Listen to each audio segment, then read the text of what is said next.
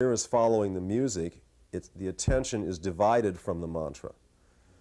He said rhythm instruments are good for kirtan because they make one more inclined to dance, and dancing in turn unlocks devotion.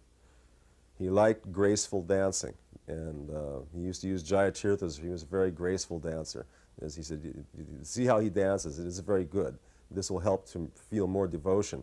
But anyway, that day he specifically said that rhythm instruments are good, but not melodic instruments. Another time, around that same time, he told Vishnu John one day, who was in his room, Vishnu John told me right afterward, that he did not like melodies that had long extended notes in them. Like we used to sing, Hare Krishna, Hare Krishna.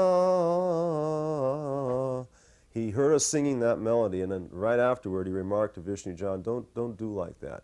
He liked all the melody to be filled up with mantra. During the lecture that he gave that day, he said also don't harmonize during the response. In other words, the leader may sing little variations, but the group should sing basically a steady response, and that one person shouldn't be singing one melody and another melody during the response. Right?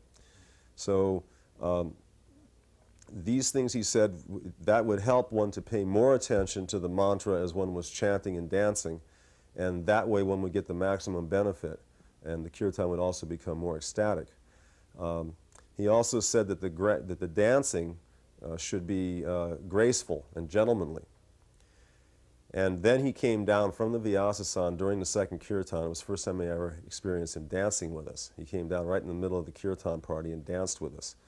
And, you know, first he held his hands like this, and he danced back and forth with what we call the Swami or the Prabhupad step or whatever you want to call it.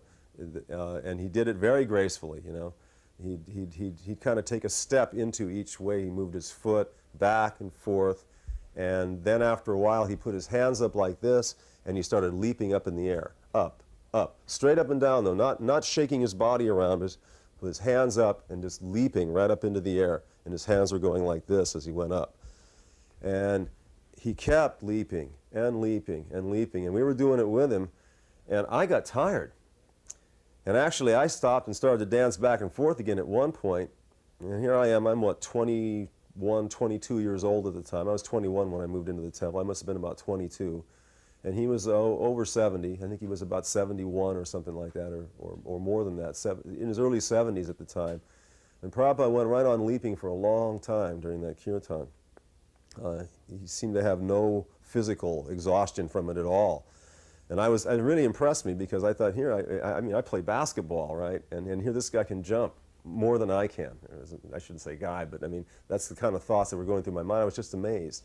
And it was the first time I'd ever seen him dance, and here he was right in the midst of us, and he was leaping and leaping for a long time during the kirtan.